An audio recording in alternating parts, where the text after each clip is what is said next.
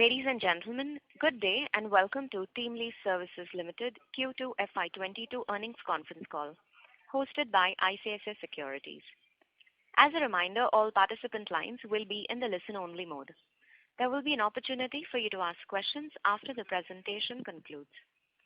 Should you need assistance during the conference call, please signal an operator by pressing star and then 0 on your touchtone telephone. Please note that this conference is being recorded. I now hand the conference over to Mr. Sudheer Guntupalli from ICICI Securities. Thank you, and over to you, sir. Thank you, Inba. Good evening, ladies and gentlemen. Thanks for joining us today for the Q2 FY22 earnings call of TeamLease. I'd like to start off by thanking the management of TeamLease for giving us the opportunity to host this call. On the call, we are pleased to have Mr. Ashok Reddy, MD and CEO, Ms. Rituparna Chakraborty, Executive Vice President, Staffing, Mr. Sunil Chammankotil, Senior Vice President, Specialized Staffing, and Ms. Ramani Datti, Chief Financial Officer. We'll start off with the prepared remarks from the management. Thereafter, we'll open the floor for questions. Thank you once again for joining us. Over to you, Ashok. Thank you, Sudhir, and good evening, and thank you all for joining. I think we've had a very strong organic growth in the current quarter. We've added over 25,000 headcount across the various businesses. I think general staffing has added over 14,000 associates, while there have been headwinds around markup and the aspect of PAPM negotiations and stuff. I think the fact of what we have done in the past has enabled growth and hopefully will continue to enable growth in volumes. Specialized staffing has grown with nearly 1,000 headcount and has been gaining market share. We've also had a strong rebound in NETAP. NETAP was impacted in Q1 on account of the second wave, and they've had a good strong rebound and have added nearly 10,000 trainees in the last quarter. I think on the back of that, coupled with the HR services businesses also delivering to growth, our operating EBITDA and PBT absolute numbers and margins have improved overall. We've also effectively focused on continuing the aspect of growth across these businesses while we maintain all the other parameters of operating cash flow and productivity and all of those. While Ramani will detail a little more, from the Provident Fund perspective, we have had a settlement in DHFL and follow through on that. We have taken a provision in the books for the investments made there, but we will cover that later. But I think overall, from an operating perspective, it's been a very strong quarter, and hopefully it is a reflection of the rebound in the market that we will continue to play to as we go forward. Ritu will give a commentary on staffing, and then we'll take it forward from Sunil. Thanks, Ashok. Good evening, everyone. Hope Diwali was fun-filled and joyous. We did remarkably well with a net associate growth of 9% over the Q1 base. Each of the 6 business cohorts in staffing came together to deliver a noteworthy performance. Of course, based on the economic recovery indicators, few cohorts did better than the others. The key standout for us has been differentiated hiring across the 6 cohorts has led to a high volume of temp addition, hired by us across diverse profiles for the quarter, kind of bettering our best. Sustained aggression in new logo sign-ups and focused target segments, and finally, meaningful investments being made in talent and product, keeping the long-term vision and roadmap in mind. I think the upside of the reorganization of the staffing business, which we did at the beginning of the financial year, is evident in the performance of the 6 business cohorts. We witnessed the most aggressive net positive headcount growth in BFSI, consumer, e-commerce, and the Teltech cohorts. We had 59 new logo sign-ups during the quarter as against 47 in the previous quarter. Hiring contribution to gross additions continued to improve and was at about 31% in Q2, clearly signaling a departure from our past wherein most of our addition used to come through client-hired associates. Also, contribution of hires through non-recruiter-led channels stayed strong at about 60%. Our FTE productivity ratio for staffing alone improved by about 7% this quarter as against a dip we witnessed in Q1, largely on the back of a robust net associate additions for the quarter. We also managed to improve our per associate markup in absolute rupee terms marginally through the quarter. Barring one account, all one-off discounts to clients on account of COVID have stopped. The impact of just one account would remain in Q3, however, stops completely thereon. While there has been a robust increase in associate headcounts, our margins are under pressure. Given the impact of some COVID-driven price reduction that we had to absorb, one-time payouts like bonus, which does not attract markup, given all past furloughs for associates are done away with and they are back on full wages, given associate increments and incentives are back again boosting our gross revenues, given the investments we are making in sales, hiring capabilities, and leadership, given we had to incur a higher recurring EDLI cost, which we have chosen not to pass on to our customers. We are expecting, of course, continued positive momentum on associate additions for the next quarter, given the pipeline and strong hiring performance. However, for the above stated reasons, our margins are likely to remain flattish for the next 2-3 quarters. However, as the annuity kicks in and productivity improves, we will definitely see our margins improving. A little bit on the employment outlook. I think based on our recent employment outlook report, which we do every quarter, there has been an improvement in Q3 by about 3% in terms of intent to hire. Some of the key takeaways obviously shows that IT, education services, healthcare, pharma, BFSI, e-commerce, and FMCG are the top sectors with the highest intent to hire. Metro and tier 1 cities are bouncing back much faster than the rest. Bangalore and Delhi is leading the pack. I think entry-level hiring intent outpaces every other category as business looks to optimizing cost. Sales and IT, some of the key hiring functions at this point. But side by side, attrition definitely has gone up, whether it's IT, educational services, KPOs. One good thing is laggard sectors, those worst affected by the pandemic, like hospitality, aviation, lifestyle retail, are making a comeback and showing marginal yet positive hiring intent. On the regulatory environment, I think the subsection 3 of section 1 of the Haryana State Employment of Local Candidates Act of 2020 is an unpleasant move and contrary to the spirit of ease of doing business and meritocracy. While representations have been made by the various industry bodies to prevent this from coming into effect on 15 Jan 2022, we're not really sure of the outcome. Given elections are around the corner, it's safe to assume the motivation behind such a move.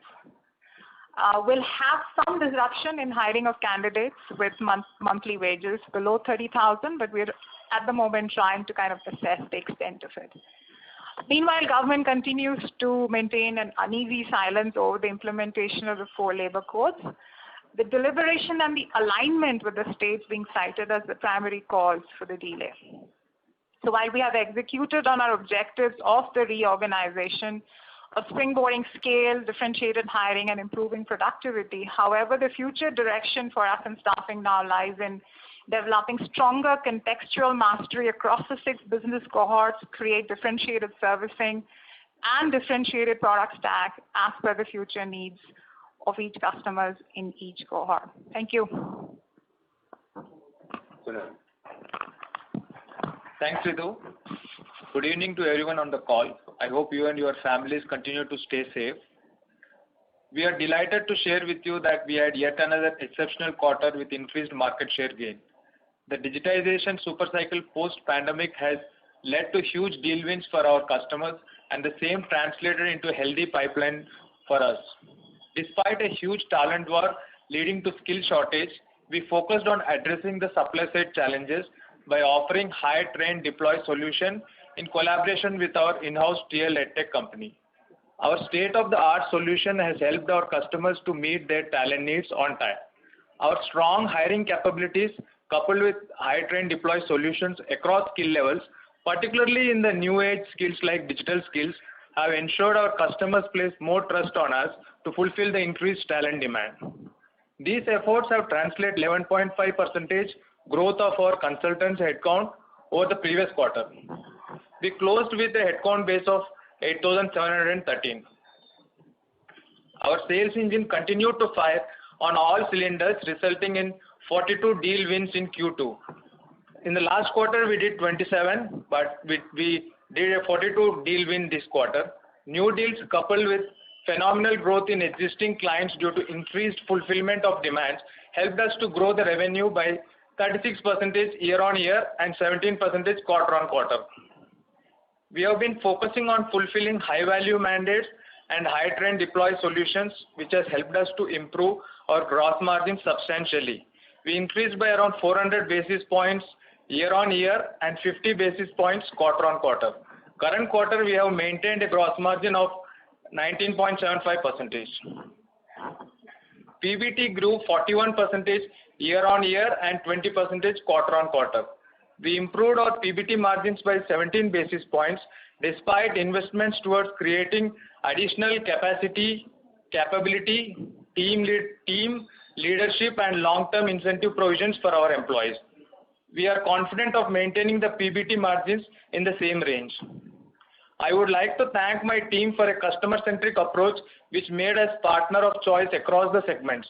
To summarize, I would say that the demand environment continues to be very strong and we are confident of continuing the current performance trends in the coming quarters backed by a well-set execution engine. Thank you. Good evening all, this is Ramani. Hope you are all doing well and safe. So let me first talk about the exceptional item that we have accounted this quarter. As you know, TeamLease PF Trust has made about 173 crore of investments in DHFL and ILFS. So since they have maturities going up to financial year 2027, we plan to realize gains on other investments over the next 6 years to offset the loss. However, with the recent development on DHFL which got crystallized and we received 48% recovery as full and final settlement, we have taken a prudent call to make a provision of 75 crore in TeamLease books towards the investment loss in PF Trust. And this also factors for any potential interest shortfall in future at the trust level. So there is no immediate need for TeamLease to transfer the 75 crore to the trust because the trust is having sufficient reserves to maintain positive balance. On a need basis, we will be taking a call on how much of this 75 crore provision has to be translated into a cash transfer. The second element on overall cash flow front, we have maintained 100% conversion of EBITDA to the operating cash flow. Our funding exposure and DSO levels remain same as last quarter. And on overall margin front, while staffing margins have remained flattish on a quarter-on-quarter basis, at a group level, our margins have improved at both EBITDA level as well as PBT level. So this trend would continue even for the coming quarters with majority contribution coming from specialized staffing and HR services. As we mentioned earlier in previous quarter, HR services has broken even in this quarter and it will start making meaningful contribution to the bottom line going forward. Thank you. So we were open to questions now. Thank you very much, sir. Ladies and gentlemen, we will now begin the question and answer session. Anyone who wishes to ask a question may press star and 1 on their touchtone telephone. If you wish to remove yourself from the question queue, you may press star and 2. Participants are requested to use handsets while asking a question. Anyone who has a question may press star and 1. Ladies and gentlemen, we will wait for a moment while the question queue assembles. Our first question is from the line of Sudheer Guntupalli from ICICI Securities. Please go ahead. Yeah, thank you. Ramani, probably we can start addressing the elephant in the room, which is the PF Trust issue. So since this issue was first disclosed in September 19, I think we maintained the same stance, which is we have a net surplus and we have an unrealized mark-to-market gain, both of which will more than cover for any potential shortfall because of the, let's say, haircut in these two instruments. And we have, at one point in time, we have also gone to the extent of saying there is an unclaimed fund in the PF trust, which can also be adjusted for liquidity needs. And at multiple instances, I think we have maintained the same stance that an item of provisioning or the scenario of provisioning will only get triggered if and only if there is a liquidity crunch in the fund. In that backdrop, I think even when the same issue came for, auditors have qualified this at one point in time. Proxy advisory firms have suggested to vote against this.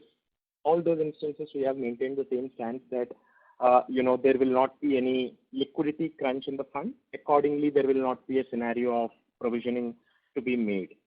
So what has changed now, if I understand it right, let's say from the previous 3 months or last 1 month, 2 months to now, what has changed now? I understand that DHFL, there is a resolution.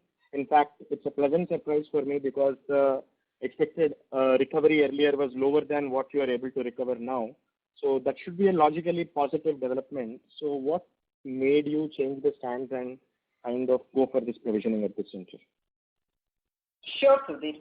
So firstly, two elements to this. So one is the DHFL crystallization that has happened in this quarter, because as I mentioned earlier, we have maturity of DHFL going up to year 2027.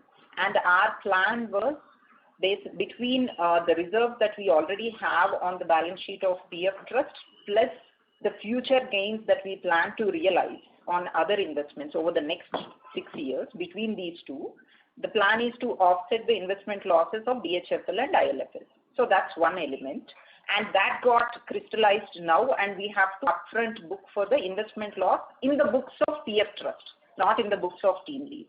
The second element is, as I mentioned, this is more of a prudent decision taken by the management to make this provision of 75 crore. This is mainly on account of any potential interest shortfall that might happen at the PF Trust level in future. Because our liability to PF Trust, PF account holders is 8.5%, while the average yield is currently standing at 7.5%. Again, because of the shortfall happened with DHFL and ILFS not making any yield for it. So with this 1% interest shortfall, we, on a prudent basis, we want to create this provision. But however, there is no need to make any actual cash transfer to the PF Trust immediately. So on a quarter-on-quarter basis, we see if there is any shortfall happening at the reserves of PF Trust level, only to the extent we take a call if the cash transfer has to be actually made. So just to add to that, I think the aspect of what we said earlier about there being reserves and there being unclaimed accounts and there being no liquidity issue at the trust continues to play out. I think the settlement of DHFL, which was maturing to 2027, is really what prompted the management to take a view that making a provision with the known aspect of the settlement and the aspect of how it has played out would be the prudent thing to do. Doesn't have an immediate cash flow impact. That would only happen on a basis of requirement if need be. Sure, Ashok. No, I understand the fact that there may not be an immediate cash flow impact, but my only humble submission here is that for 5-6 quarters, if we have been maintaining the stance that there are XYZ events, if and only if those XYZ events happen, the provisioning will get triggered. Now, none of those XYZ events happened, and only another event, which is DHFL settlement, happened. That was the main one. A positive. Yeah, but that's actually, if I look at it, you are able to recover around 55 crore, and there is a realized loss of around 58 crore. In June, as per June 21 financial results of TeamLease, I can see roughly there is 120 crore unrealized surplus plus mark-to-market gain. So which is your realized loss of 59 crore is still lower than whatever your MTM unrealized gain plus net surplus of the pension plan. So just I'm a little confused as to what triggered the provisioning event now. So this is because of the early settlement of DHFL, because as I mentioned earlier, we thought the maturities going up to 2027, we have another 6 years to realize gains and offset this. And also, as you mentioned in your question, so there have been queries from the proxy agents and few other investors on the audit qualification.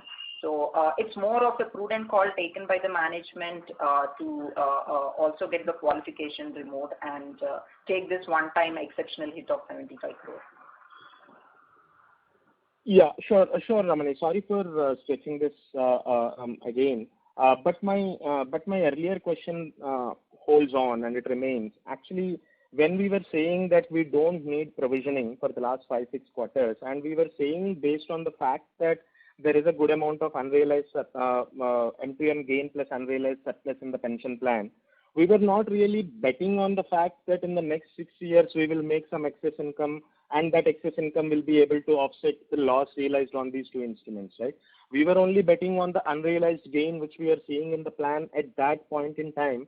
I mean, whenever Ravi was there, whenever this issue came up in questioning in the calls also, we were maintaining the same stance that we have a particular MTM unrealized gain, plus there is a net surplus in the pension plan, and we were only betting on that. We were nowhere betting on the future expected gains on that plan to be able to offset the losses. So just because of the conclusion of this DHFL NCLAT proceedings, I'm just little unclear as to why that should trigger, logically, if the theoretical framework remains the same, why that should trigger a provisioning event at this juncture. So Sudhir, there is a difference between MTM gains and actual results. So because of settlement of DHFL, we have to upfront recognize the loss, investment loss on DHFL. So that hits the reserves. So, but we cannot completely realize the MTM gains that are there in the trust, because majority of the MTM gains are on equity. And after selling those equity, whatever proceeds that we get, 85% of them has to go into bonds and other securities, non-equity investments. So that would further bring down the trust 7.5% yield to maybe 6.2%. So we have to balance between the year-on-year yield rates as well as maintaining the reserves positive. Fine, Ramani. But again, if this is the case, obviously we were not expecting DHFL issue to go on till FY27, right? Settlement will happen sooner than later. So probably, if not in September this year, probably it would have happened in December or next March. Then this should have happened earlier itself, right? The provisioning should have happened when auditors have flagged up this issue or when proxy advisory firms have flagged up this issue for the first time. That is point number one. And based on your response, I have a follow-up question on this. I mean, historically we have said that we wouldn't be taking the element of the provision, and we did have the reserves, but I think the qualification has been in our books, and so has the call out from the proxy agencies been there. I think it's also a call with the settlement coming into play that it would just be a more prudent element to get the provision taken and offset it with the element of the qualification being removed and take it on from Sure, Ashok. One last question on this aspect before I move on to the next topic. Any further provisioning on the lines of the same that we may have to anticipate based on what exactly is the recovery rate on ILFS instrument?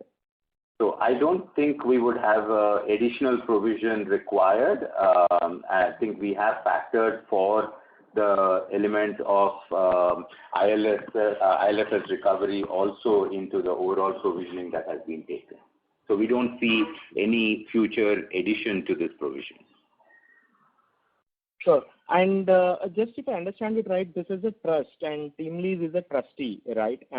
So logically speaking, there is no need to make the shortfall good unless and until there is a liquidity event. Again, do we have any liquidity event now, or are we foreseeing any liquidity event in the next few quarters, which is why we have now taken a call to kind of make this provision? No, not at all, Sudhir. So there is no liquidity crunch at the PF trust level, and even the 75 crore provision that we have created can be written back subsequently in case if the trust makes additional gains or in case if the ILFS recovery is slightly higher than what we have estimated. So this 75 crore can be written back. So that's why we said this is only a book entry, only a provision entry made in TeamLease books without no actual cash transfer to the trust. Sure, Ramani. And Ashok and Ritu, probably you may answer this question. So worldwide, we are seeing this phenomena or this theme of great resignation playing out, and especially those developed economies like US and UK, which religiously give out employment data. We are actually seeing that the number of job openings to be higher than the number of unemployed people in many economies. And even in India, we are anecdotally hearing that, but just that we don't have solid data to kind of understand what exactly is happening in the job market. So any insights on how do you see this kind of, either positively or negatively, however it is impacting your business, this theme which is playing out worldwide? Yeah, Sudhir, I think one of the most important aspects is that this term great resignation is kind of floated around in countries where there were huge government bailouts at an individual level to people during the pandemic, right? So what one is noticing is that because of that, a lot of resources now are refusing to come back to the job market, and they prefer to lead the kind of life that they got used to during the pandemic. So I think that is definitely something which is very different from what's happening worldwide, especially in some of these developed countries in India. I mean, this trend is widely seen right now in US and in UK and a bit of Europe as well.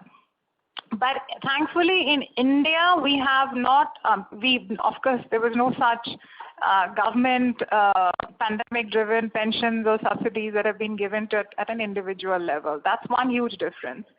The great resignation obviously is happening, or rather the attrition is happening in the IT sector. But the reasons in that sector are obviously varied and maybe different from what's happening in other parts of the country. In India, again, a lot of individuals, especially in the tech sectors, are preferring to either have the flexibility of choosing the kind of work that they want to do. They want the flexibility in choosing the location. They would like to continue to work on a remote, and if that becomes a deciding factor on somebody's employment, then they're choosing to opt out because they clearly know that there is a demand that exists in the marketplace. There is a lifestyle choice that is being made by people, candidates in that sector, to kind of move to more freelancing rather than having a permanent kind of a job, so that they can pursue activities, vocations, interests of their own in their free time. So that's why you must have seen that there are some startups who are coming out with innovative ideas of 4-day weeks, 3-day weeks permanently for their employees. So I think there is a difference with what's happening in some of the developed countries and India, but in India the impact is widely being seen in the tech sector or the knowledge-driven sector. But in the other sectors, no such trend. I mean, as a matter of fact, people are as hungry as ever, now more than before, in terms of wanting to get themselves a job and get back into the job market. I don't know whether that answers your question, but that's what's happening. Sure, Ramani. Sure, Ritu. One last question before I actually leave the floor open for others. Is actually your commentary on margins seem to be a bit self-contradicting, for the lack of a better word. On one hand, you're saying that the pressure on markups is kind of behind us, or maybe only in one particular account it may spill over to the next quarter, but in most other accounts the pressure on markups kind of behind us. But you're also saying that we may not see such a margin expansion for the next 2 to 3 quarters, despite headcount, going up dramatically this quarter, and in the future also we are expecting strong headcount addition, and despite markups remaining stable. So what exactly, if you can, delve deeper a little bit, that would be helpful. Yeah, let me just address that, Sudhir. So I think in absolute terms, there's a marginal improvement in the PAPM realization, despite the fact of discounts and renegotiation on pricing that has happened and so on. However, like Ritu mentioned earlier, there has the top line billing from a wage perspective has gone up higher than the element of the growth on this front. And hence that kind of reduces the percentage realization from which the costs are further reduced to come at the profit margin for the staffing business. So I think one is the aspect that the wage costs and the pass-through costs have increased. Our PAPM in absolute terms has actually gone up marginally. And the other element is what she called out at the cost level at TeamLease's end, the element of the structural strategy that we adopted in terms of verticalization, the hiring focus, the elements that have enabled and driven our growth and will play out for the future are investments that we would continue to make. Over and above that, obviously, there have been some cost increases that have hit us on account of COVID, one of which is the huge hike in insurance costs. Those effectively will put the pressure on the margin being flattish while growth will continue. In absolute terms, the profits will go up. Sure, Ashok. That's it from my side. I'll let others join the queue. Thank you. Any participant who wishes to ask a question may enter star and 1 on their touchtone telephone.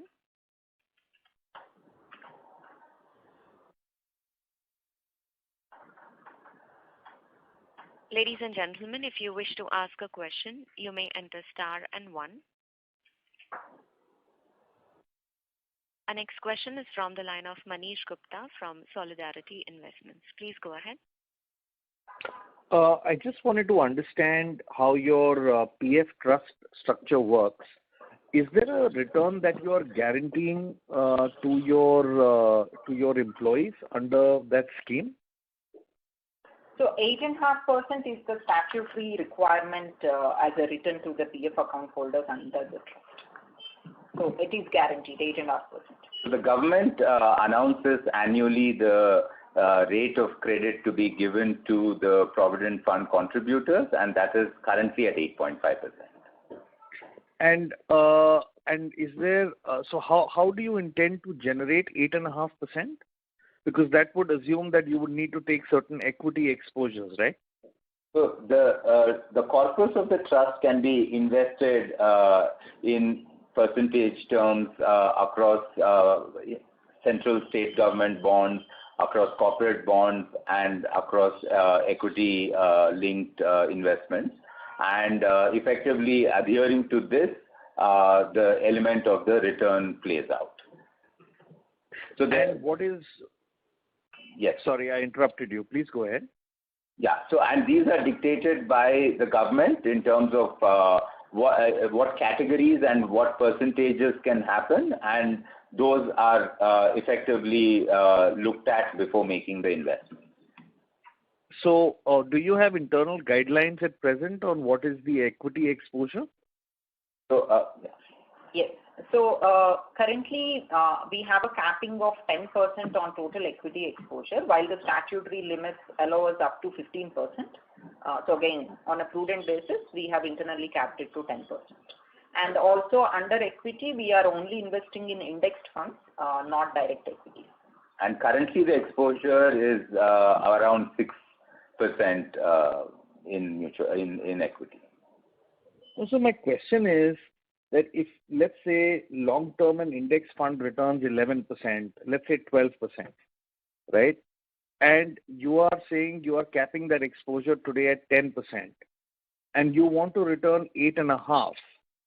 That means that, on the rest of your debt portfolio, you would have to, if I do the math, return, something north of 7.25% on your debt portfolio, while a 10-year GSEC today is roughly 6.5%. So I don't understand the maths of how you will manage to return 8.5% by taking only 10% exposure to equities. And hence, is it that you would have to keep funding your Provident Fund Trust from your core operating profits in order to bridge the deficit? So currently this 10% equity limit, we are also deliberating to take it up to the maximum levels in future. But as of now, we would like to stick to the 10% limit that we set internally. Also, there were few indications that EPF guidelines also increase the exposure to equity limits from the current 15% to 20-25%, because as you rightly said, otherwise it's impossible for any PF trust, including the EPFO also, to manage this 8.5% yield. So I think currently there are some investments that have been made historically that are giving higher yields. Obviously, the current yield portfolio has reduced. So at a balanced level is what we would be looking at. The 8.5 is not something that necessarily also has to hold forever into the future. And in the past, even at the rates that were indicated, we had reserves built over the past few years. So one is the element of the EPFO reviewing the 8.5% on the realizable yield, part of the weighted portfolio of the earlier investments also contributing and balancing the realization is where we would approach it. Yeah, but sir, I'm sorry to belabor this point, but if I just take the last 24 months, my point is that incremental contributions that you have made over the last, say, 12 or 24 months, if you assume that long term the equity return on those investments will be 11 to 12% because you're investing in an index fund, and if 90% will be in debt instruments, which will be, say, in the range of 6.5 to 7%, I just don't think the mathematics works to get you to 8.5. So that means, would on the last 12 to 24 month investment, are you on a long-term basis actually carrying a deficit? So currently there is few basis points of deficit in the PF trust yield rate. And also what we are petitioning to the government is to give a temporary holiday, interest holiday on the dormant accounts, which they have done in the past. So in the past, for unclaimed balances, they have given interest exemption. And out of the 1400 crore of portfolio that we have under PF trust, almost 500 crore comes under the unclaimed dormant accounts. So if there is an interest exemption to the extent of that 500 crore, that would completely offset this short in yield rates. No, I understand that, ma'am, but this is luck siding in our favor. I'm saying on a run rate basis, we are carrying on a run rate basis, assuming everybody claims what is due to them. We are actually carrying a deficit on a run rate basis. Yes, and we had called that out.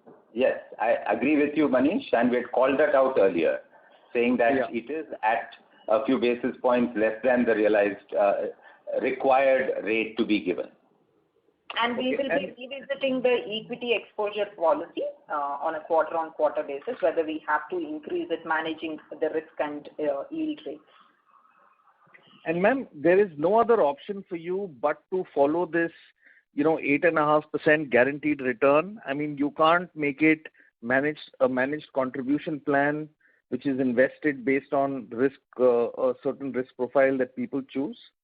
No, Manish, it can't be done. So the long-term plan is whether we can consider transferring this PF trust to the RPFC, but that takes some time. So it takes at least a few years, 4 to 5 years time frame to get that aspect done.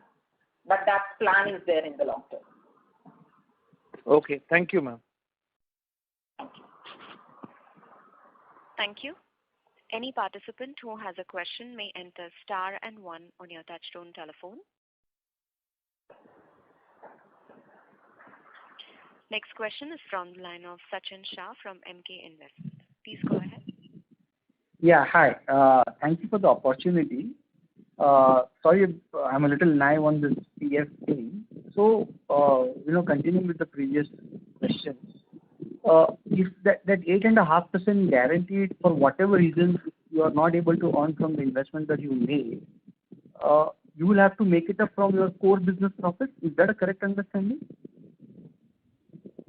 Yes, that's right. Okay. And why would we do this? I mean, can't we just put it in the government EPFs where we don't have any liability or anything? So that is Like other really companies would do? No, that would be our long-term strategy if this were to continue to play out as sub-yield to what has to be credited. But at this point, I mean, from a servicing perspective of the employees, having our own trust has always been better in the past. And that is really where the element of setting up the trust and managing it had played out. We were also in surplus over past investments to returns to be given. This has been impacted by virtue of the two stressed assets and the current yield rate, while the government has not revisited the 8.5%. But if over the coming years, this element of differential between yield and what the government is asking to be credited continues to play out, and as our reserves get depleted, if on that count, we would explore the aspect of moving to the RPFC. Yeah, and not only I'm saying, suppose I'm just saying that why should we distract ourselves from the core business? I think this was primarily done from a servicing of the employees' perspective. I think the historical element of service around the PF claims and transfers has been quite bad from the EPFO, and as our employee base has grown, our ability to give them comfort and confidence on servicing has been tremendously high by having our trust. But obviously, we don't intend to do that if there is a continued stress from a financials aspect. So we would relook at this as we go forward. Yeah, because in a VUCA kind of a world where everything is volatile, uncertain, complex, it's going to be like this, right? I mean, whether this time it may be government, next time it will be some global X, Y, Z, something or the other. So why do we distract ourselves? I'm just wondering. But anyways, I'm done. I totally take the point. For 15 years, we've had no problem in administering the trust and ensuring better service to the associates. Obviously, the last 2 years have changed that, and we would relook as we go forward. We are open to that. Sure. Thank you. Thank you. Our next question is from the line of Mukul Garg from Motilal Oswal. Please go ahead. Hey, thanks. I just wanted to check up on the initial commentary around the Haryana government plan to hire locally.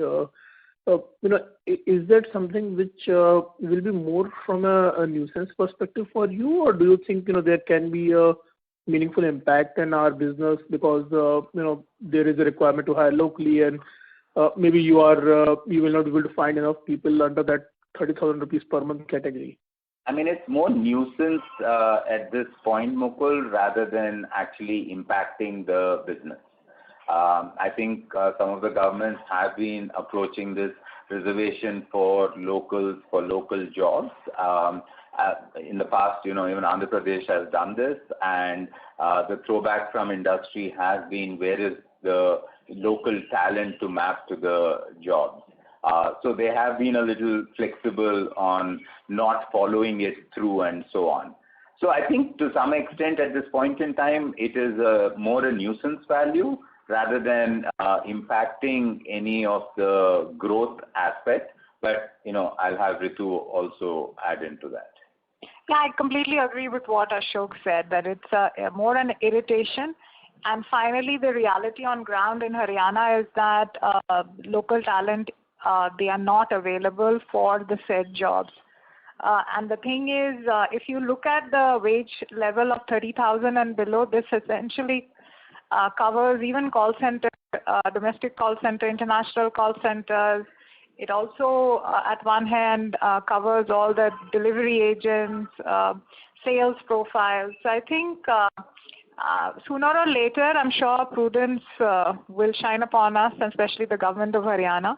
There is an election around the corner, so one can totally understand the need for making such a move.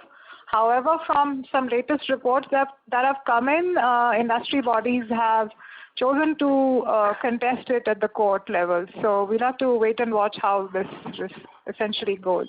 None of the existing business obviously gets impact. We believe that employers will come up with, and so shall we probably, of ways and means of ensuring that these candidates are routed to the appropriate states like Delhi or UP, given that there is free mobility available across NCR. Understood. But if we assume that this thing kind of get passed, how should we look at the different businesses in terms of exposure, both the general staffing as well as IT staffing? How much is at exposure from our end? I think it's more than our exposure. We have to think about the reaction from the industries per se, because there has been a very aggressive pushback that has come through from NASSCOM, CII, the Automotive Association, the Industrial Association of Haryana. It's like, I think it is completely contrary to what they set out to do and why Haryana became attractive for them. So I guess from our perspective, we feel that yes, it is a little bit of a hiccup in the short run, but I'm sure more than us, it's not gone well with the industries per se. So if the industries choose to move actually, and some of them are considering their base, and thanks to the pandemic where remote work, hybrid work, the fact that you can easily be location agnostic has been exposed to us, I think industry will, avail of all these options. I think just from our perspective, I think, yes, if it were implemented strongly and enforced, they would be the challenge of ensuring we only find local candidates for the local job. So it will put additional pressure on the hiring on that front. But I think we'll have to take this as we go forward, because it also concerns industry per se about them being able to find the talent even if they had much more stringent standards or let loose the standards to find only local people for the jobs, and more so in the knowledge industry. Understood. The second question was, on the associate addition. This quarter, 25K was a very, very strong number. I think your comment implied that you will continue to see strong additions in next few quarters. Will they be on similar scale, or is that was there some seasonal factor which helped Q2? And again, I think I will just kind of try to merge this with Sudhir's earlier comment. Is there some sort of pressure on the non-IT general staffing side, whether in terms of salaries or availability you are seeing on supply end? So I think I will refrain from giving any guidance for the future in terms of exact ballpark that we are looking at. But yes, we expect good, strong performance for the next few quarters based on the pipeline that we have. Now, availability of manpower, whether there is pandemic or not, is always a tricky thing for an organization like ours. But we need to figure out ways and means of succeeding and solving for customer requirements in spite of it. And I think we've established a track record, given the contextual mastery, especially around hiring, the differentiated hiring capability we've developed across the 6 business cohorts, which is playing through. So we've been able to come out with the right kind of mix, and we feel that will help us maximize our conversion ratio. Our conversion ratio actually to client requirements has been extremely good of late, which is almost at the 60% level. So I think there are challenges which we narrated on the margin side, but on the associate growth and addition, we feel that we will continue to maintain positive traction into this. So I think if we were to break it down in general staffing, clearly, we had called this out in Q1 also, that the feedback from customers when wave 2 hit was that they were putting their plans on hold and deferring them rather than cancelling them. And I think as the unlocking has happened thereafter, customers have come back strongly on their demand for headcount. And it's twofold. One is that we have been adding headcount to existing customers, and we have been adding new logos across verticals, coupled with the fact that our hiring delivery has improved substantially, and a large number of the open positions that are coming in, we are able to deliver to. And I think when we look at the coming few quarters, the element of the stated demand from the customer side is still quite strong. So I think on the back of that, we are quite confident that growth in headcount should continue. Normally in Q2 and Q3, there is a seasonal element that comes into play, but we are talking about growth net of seasonal element. In specialized staffing, obviously, the demand for the IT skill sets have been tremendously large. We have been making continuous investments in improving our delivery to the customers and beefing up the teams given the growth in number asks that they have. And I think from that perspective, growth on that front also is something that we would continue to see. Similarly, in NetApp, which was the business that got hugely impacted on the negative in Q1, we have seen a strong rebound from customers. And I think the element of the rebound, existing customers wanting to fill up open positions, and we being able to sign on a lot more new logos is what will sustain the growth for the future quarters. Ashok, sorry, just again a bit of a clarification here. This quarter, is it possible at all to kind of separate out qualitatively or quantitatively the impact which came in because of a seasonality and the unlock happening, which obviously was paused last quarter, and the new logos which you are winning and new spend which is happening? Is there a way to kind of proportionate out these two? So we could give the breakup between new logos and existing client growth, but it would be impossible to differentiate between seasonal element and continuing element, because frankly, attrition still continues. So it's not that the net growth, we have a differential between gross growth and net growth, and the stated numbers are net growth. So element of seasonal up and down and natural attrition and post attrition is factored into the element of the differential between gross growth and net growth. So difficult for us to quantify the seasonal element of it, but we can clearly call out the new to old client growth. If I may add to that, perpetuity has never been the pillar on which temp staffing has been built on. So which means that one of the reasons that an option like temp staffing has become attractive is its ability to handle seasonality, to handle projects, to handle ups and downs, essentially.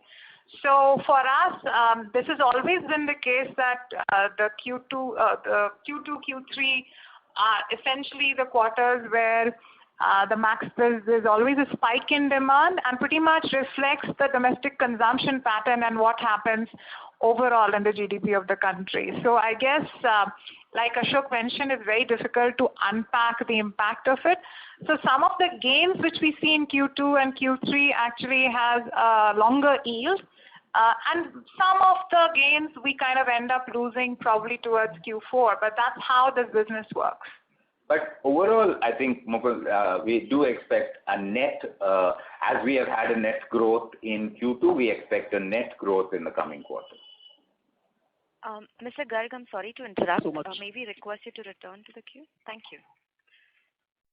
In the interest of time, ladies and gentlemen, we will take our last question. That's from the line of Sushmit Patodia from Motilal Oswal AMC. Please go ahead. Hi, good evening, everyone, and related wishes for the festive season. My first question is, despite the very healthy growth quarter-on-quarter in general staffing revenue, the EBIT has actually declined in the segment results. I'm sorry I joined in late. If you could throw some light on that. So we had called that out earlier in the call where we said that as PAPM in absolute terms, the realization and the profits have improved, but the headline billing number has grown more rapidly than the realization, and that kind of contributes to the lower return. And also there have been some element of costs that have come in incrementally around insurance and otherwise that have given to the lower yield per se. And we expect this to kind of hold out in that manner as we go forward. Okay, so the new margin that we see is what we should assume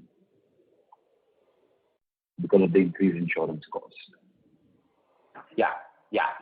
But at a portfolio level, we believe that we would be able to improve the margins because the other businesses would start contributing more as we go forward. And just one thing, Ashok, just to clarify, while you're saying in absolute terms it has increased, quarter-on-quarter in absolute terms it has not increased, right? General staffing. While top line has gone up 10%. The PAPM has risen quarter-on-quarter in absolute rupee terms, about $13. Okay, I'm just referring to the presentation. You have said 23.8 crores general staffing EBITDA, the same number as Q1 and Q2 FY22. Yes, on a quarter-on-quarter basis, it has remained flattish. While your top line has gone up by 10%. That's what I was referring to. So that's with a combination of two things. So one is with the margin pressure continuing at PAPM level and some investments made at back end, like in terms of our leadership pipeline, hiring capabilities, marketing in those areas. And the insurance cost. Yeah, and the insurance cost which Ritu has explained. So is there the operating leverage that will kick in at some point? You think, or this business will become a little, it's got cost as you grow as well, which was not envisioned earlier. Yeah, so the operating leverage will kick in after a couple of quarters, Sushmit, because as Ritu mentioned earlier, so we will continue to make investments in some of these areas, which is reflecting in our strong headcount addition, sales and growth. But for a couple of quarters, the margins would more or less remain at this rate. Right. And, as long-term shareholder, I have just one submission on this whole PF thing, which is, there is, in the past you have called out that there is no issue and then there is an issue. And this is quite significant, right? It is nearly 4 quarters of cash flow for our shareholders. So I was just wanting to know, when was this decision taken? How was this decision arrived at? I hope you appreciate that, there was also some change in promoter shareholding during the quarter. So, if you could just help us, how was this decision taken? Firstly, the change in promoter shareholding has nothing to do with this decision. So this is mainly triggered by crystallization of DHFL and also at the new board level, we have, the board of directors, they have taken a call that we should go with a clean audit report without any qualifications. So it's more like a prudent call to make a provision and get the qualification removed. Or what is the shortfall really, Ramani? What is the real shortfall that we have? And as somebody asked earlier as well, is this a treadmill that we are running where we'll always be behind the race? So at current loss of DHFL and ILFS, the real shortfall is about 20 odd crores. But there can be interest shortfall year on year because of the gap between the yield rate of 7.5% and our liability rate of 8.5%. Got it. Okay. Thank you very much and all the best. Thank you. I would now like to hand the floor back to Mr. Sudhir Guntapalli for closing comments. Over to you, sir. Yeah, thank you, management team and all of you for joining us. Ashok, I'll leave the floor open to you if you want to make any closing remarks. Yeah. I think in terms of the operating element, we believe our investments in the team structure and the sales and hiring are paying off. And we believe that the growth that we have seen will continue to play out into the coming quarters. And the element of the HR services also having gotten into the positive will play to the aspect of at a consolidated level, margin improvement that we can showcase as we go into the year. Obviously, as has been called out, the Provident Fund provision is something that was the white elephant in the room, and I think it's something that has been a conscious debate with the board and with the auditors, and view that going prudent and going with a provision and an unqualified report would be the right thing to do. And I do believe that we will not have any further surprises coming in from that side. But I think with that behind us, the continued focus on operational growth and margin improvement with the fiscal discipline otherwise that we had is what we would be focused on. With that, thank you for participating in the call.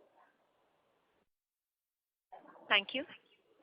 Ladies and gentlemen, on behalf of ICICI Securities, that concludes this conference. Thank you for joining us, and you may now disconnect your lines.